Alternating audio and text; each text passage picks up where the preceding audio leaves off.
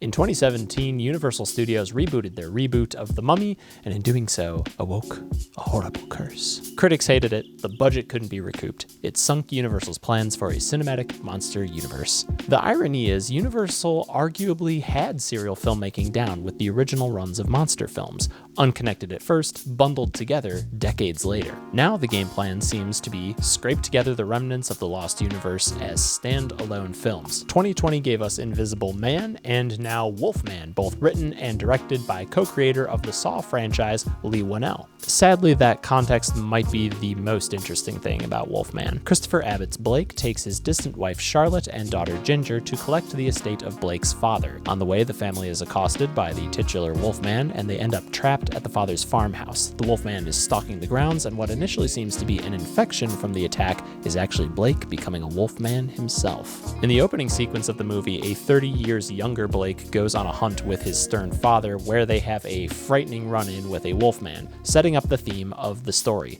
a parental protective desire turning into a bus passed down through the generations. The film spells this out to a literal child about a third of the way through the movie, and it was obvious where things were going then on. So on the one hand, it's serving the metaphor on a silver platter, but lift the lid and there's nothing to eat. There's little personality defects for the werewolfism to be a metaphor for. Blake's a bit of a wimp and Charlotte's a bit cold, but the transformation doesn't unearth nastiness under the surface from anyone.